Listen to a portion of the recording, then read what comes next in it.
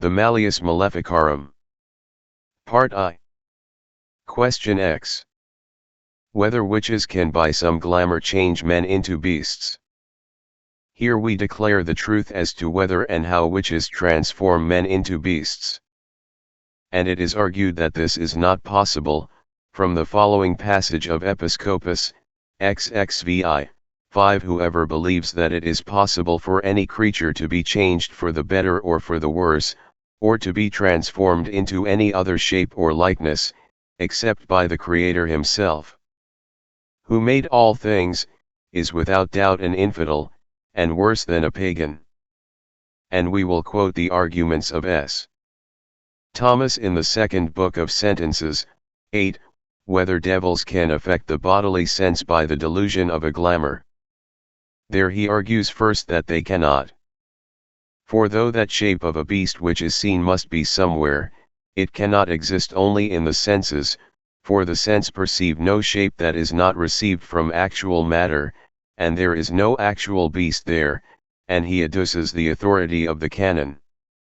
And again, that which seems to be, cannot really be, as in the case of a woman who seems to be a beast, for two substantial shapes cannot exist at one and the same time in the same matter. Therefore, since that shape of a beast which appears cannot exist anywhere, no glamour or illusion can exist in the eye of the beholder, for the sight must have some object in which it terminates. And if it is argued that the shape exists in the surrounding atmosphere, this is not possible, both because the atmosphere is not capable of taking any shape or form, and also because the air around that person is not always constant, and cannot be so on account of its fluid nature, especially when it is moved. And again because in that case such a transformation would be visible to everyone, but this is not so, because the devils seem to be unable to deceive the sight of holy men in the least. Besides, the sense of sight, or the faculty of vision, is a passive faculty, and every passive faculty is set in motion by the active agent that corresponds to it. Now the active agent corresponding to sight is twofold: one is the origin of the act, or the object, the other is the carrier, or medium. But that apparent shape cannot be the object of the sense, neither can it be the medium through which it is carried. First, it cannot be the object, since it cannot be taken hold of by anything, as was shown in the foregoing argument, since it does not exist in the senses received from an object, neither is it in the actual object, nor even in the air, as in a carrying medium, as was treated of above in the third argument. Besides, if the devil moves the inner consciousness, he does so either by projecting himself into the cognitive faculty, or by changing it. But he does not do so by projecting himself, for he would either have to assume a body, and even so could not penetrate into the inner organ of imagination, for two bodies cannot be at the same time in the same place, or he would assume a phantasmal body, and this again would be impossible, since no phantasm is quite without substance. Similarly also he cannot do it by changing the cognition, for he would either change it by alteration, which he does not seem able to do, since all alteration is caused by active qualities, in which the devils are lacking, or he would change it by transformation or local motion, and this does not seem feasible for two reasons. First, because a transformation or an organ cannot be effect without a sense of pain. Secondly, because in this case the devil would only make things of a known shape appear, but S. Augustine says that he creates shapes of this sort, both known and unknown. Therefore it seems that the devils can in no way deceive the imagination or senses of a man. But against this, S. Augustine says, De Civitate Dei, 18, that the transmutations of men into brute animals, said to be done by the art of devils, are not actual but only apparent. But this would not be possible if devils were not able to transmute the human senses. The authority of S. Augustine is again to the point in Book VI, which has already been quoted. This evil of the devil creeps in through all the sensual approaches, etc. Answer. If the reader wishes to refer to the method of transmutation, he will find in the second part of this work, chapter 6, various methods. But proceeding for the present in a scholastic manner, let us say in agreement with the opinions of the three doctors, that the devil can deceive the human fancy so that a man really seems to be an animal. The last of those opinions, which is that of S. Thomas, is more subtle than the rest. But the first is that of S. Antoninus in the first part of his Summa, v. 5, where he declares that the devil at times works to deceive a man's fancy, especially by an illusion of the senses, and he proves this by natural reasoning, by the authority of the canon, and by a great number of examples. And at first as follows: our bodies naturally are subject to and obey the angelic nature as regards local motion. But the bad angels, although they have lost grace, have not lost their natural power, as has often been said before. And since the faculty of fancy or imagination is corporeal, that is, allied to a physical organ, it also is naturally subject to devils, so that they can transmute it, causing various fantasies, by the flow of the thoughts and perceptions to the original image received by them. So says S. Antoninus, and adds that it is proved by the following canon, Episcopus, XXVI, 5. It must not be omitted that certain wicked women, perverted by Satan and seduced by the illusions and phantasms of devils, believe and profess that they ride in the night hours on certain beasts with Diana, the heathen goddess, or with Herodias, and with a countless number of women, and that in the untimely silence of night they travel over great distances of land. And later, wherefore priests ought to preach to the people of God that they should know this to be altogether false, and that when such phantasms afflict the minds of the faithful, it is not of God, but of an evil spirit. For Satan himself transforms himself into the shape and likeness of different persons, and in dreams deluding the mind which he holds captive, leads it through devious ways. Indeed, the meaning of this canon has been treated of in the first question, as to the four things which are to be preached. But it would be to misunderstand its meaning to maintain that witches cannot be so transported, when they wish, and God does not prevent it, for very often men who are not witches are unwillingly transported bodily over great distances of land. But that these transmutations can be effected in both ways will be shown by the aforesaid Summa, and in the chapter where S. Augustine relates that it is read in the books of the Gentiles that a certain sorceress named Circe changed the companions of Ulysses into beasts, but that this was due to some glamour or illusion, rather than an actual accomplishment by altering the fancies of men, and this is clearly proved by several examples. For we read in the Lives of the Fathers, that a certain girl would not consent to a young man who was begging her to commit a shameful act with him. And the young man, being angry because of this, caused a certain Jew to work a charm against her, by which she was changed into a filly. But this metamorphosis was not an actual fact, but an illusion of the devil, who changed the fancy and sense of the girl herself, and of those who looked at her, so that she seemed to be a filly, who was really a girl. For when she was led to the blessed Macarius, the devil could not so work as to deceive his senses as he had those of other people, on account of his sanctity, for to him she seemed a true girl, not a filly. And at length by his prayer she was set free from that illusion, and it is said that this had happened to her because she did not give her mind to holy things, or attend the sacraments as she ought.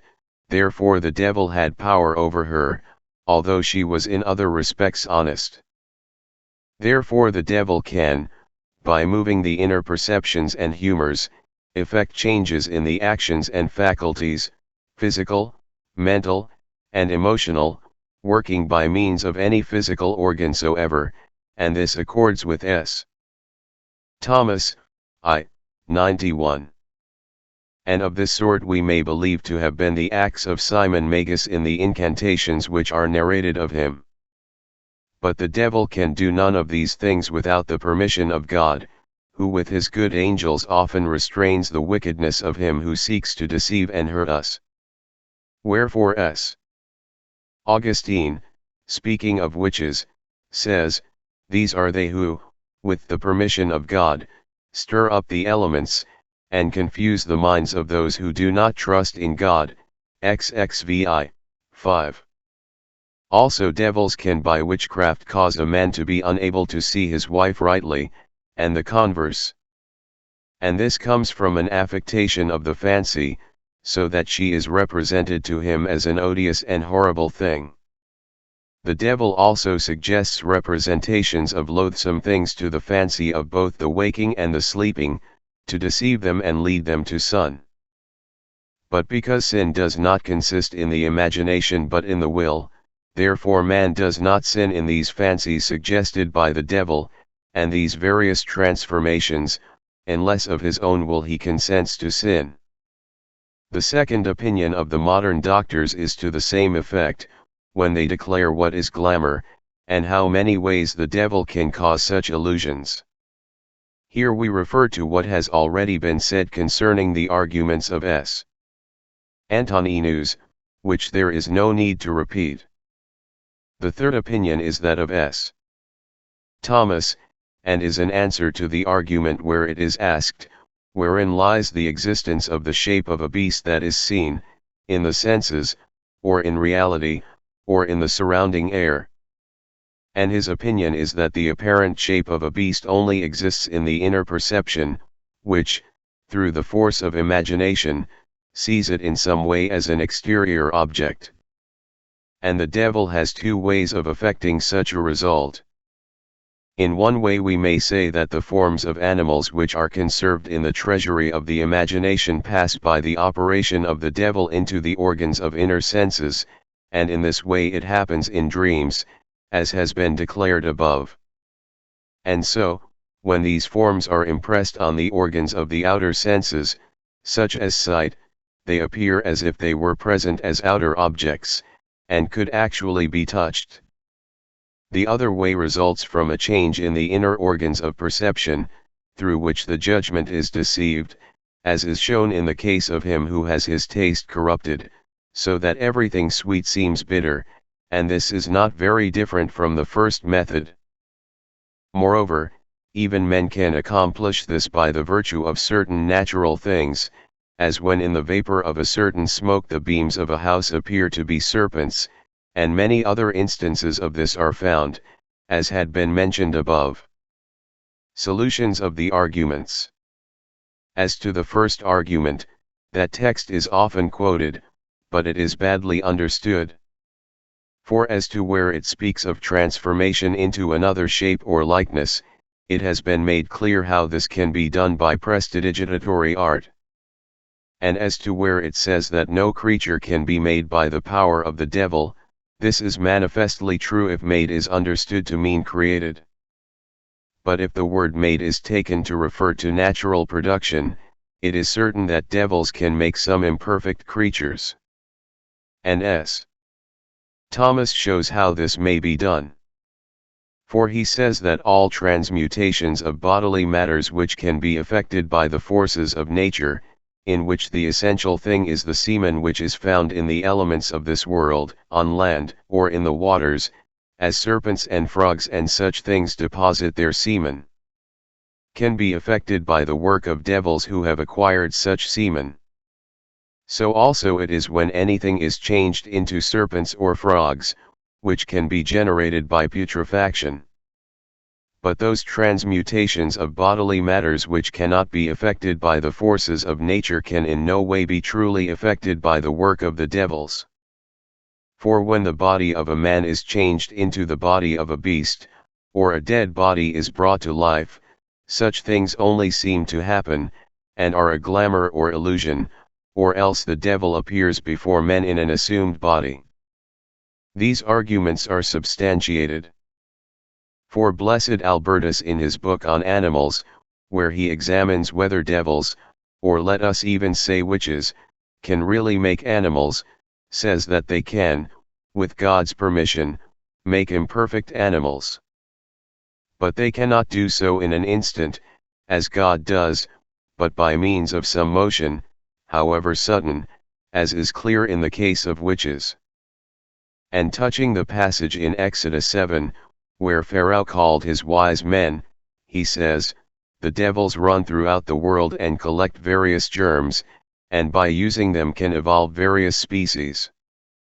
And the gloss thereon says, when witches attempt to effect anything by the invocation of devils, they run about the world and bring the semen of those things which are in question, and by its means, with the permission of God, they produce new species. But this has been spoken of above. Another difficulty may arise, whether such devils' works are to be deemed miraculous. The answer was made clear in the preceding arguments, that even the devils can perform certain miracles to which their natural powers are adapted. And although such things are true in fact, they are not done with a view to the knowledge of the truth, and in this sense the works of Antichrist may be said to be deceptions, since they are done with a view to the seduction of men. The answer to the other argument, that concerning the shape, is also clear. The shape of a beast which is seen does not exist in the air, but only in the perception of the senses, as has been demonstrated above from the opinion of S. Thomas. For the argument that every passive is set in motion by its corresponding active, this is granted. But when it is inferred that the shape which is seen cannot be the original object which sets in motion the act of sight, since it arises from none of the sense, it is answered that it does not arise, since it originates from some sensible image conserved in the imagination, which the devil can draw out and present to the imagination or power of perception, as has been said above. For the last argument, it is to be said that the devil does not, as has been shown, change the perceptive and imaginative powers by projecting himself into them, but by transmuting them, not indeed by altering them, except in respect of local motion. For he cannot of himself induce new appearances, as has been said. But he changes them by transmutation, that is, local motion. And this again he does, not by dividing the substance of the organ of perception, since that would result in a sense of pain, but by a movement of the perceptions and humors. Page 1 of 2. But it may be further objected as follows, that according to this the devil cannot present to a man the appearance of anything new in respect of things seen. It is to be said that a new thing can be understood in two ways. In one way it may be entirely new both in itself and its beginnings, and in this sense the devil cannot present anything new to a man's sense of vision, for he cannot cause one who is born blind to imagine colors, or a deaf man to imagine sounds. In another sense, a thing may be new as to the composition of its whole, as we may say that it is an imaginatively new thing if a man imagines that he sees mountain of gold, which he never saw, for he has seen gold, and he has seen a mountain, and can by some natural operation imagine the phantasm of a mountain of gold. And in this way the devil can present a new thing to the imagination. What is to be thought of wolves which sometimes seize and eat men and children out of their cradles, whether this also is a glamour caused by witches? There is incidentally a question concerning wolves, which sometimes snatch men and children out of their houses and eat them, and run about with such astuteness that by no skill or strength can they be hurt or captured. It is to be said that this sometimes has a natural cause, but is sometimes due to a glamour, when it is effected by witches. And as to the first, Blessed Albertus in his book on animals says that it can arise from 5 causes. Sometimes on account of great famine, when stags and other beasts have come near to men. Sometimes on account of the fierceness of their strength, as in the case of dogs in cold regions. But this is nothing to the point, and we say that such things are caused by an illusion of devils, when God punishes some nation for sin. See Leviticus XXVI, if ye do not my commandments, I will send the beasts of the field against you, who shall consume you and your flocks. And again Deuteronomy XXXII, I will also send the teeth of beast upon them, etc. As to the question whether they are true wolves, or devils appearing in that shape, we say that they are true wolves, but are possessed by devils, and they are so roused up in two ways.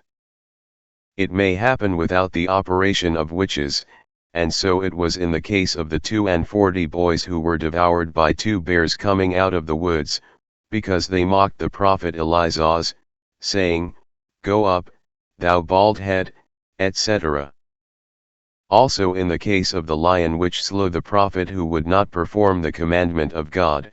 3 Kings 13. And it is told that a bishop of Vienna ordered the minor litanies to be solemnly chanted on certain days before the feast of the Ascension, because wolves were entering the city and publicly devouring men. But in another way it may be an illusion caused by witches. For William of Paris tells of a certain man who thought that he was turned into a wolf, and at certain times went hiding among the caves. For there he went at a certain time, and though he remained there all the time stationary, he believed that he was a wolf which went about devouring children, and though the devil, having possessed a wolf, was really doing this, he erroneously thought that he was prowling about in his sleep. And he was for so long thus out of his senses that he was at last found lying in the wood raving. The devil delights in such things, and caused the illusion of the pagans who believed that men and old women were changed into beasts. From this it is seen that such things only happen by the permission of God along and through the operation of devils, and not through any natural defect, since by no art or strength can such wolves be injured or captured. In this connection also Vincent of Beauvais, in Spec. History, 640, tells that in Gaul, before the incarnation of Christ, and before the Punic War, a wolf snatched a sentry's sword out of its sheath.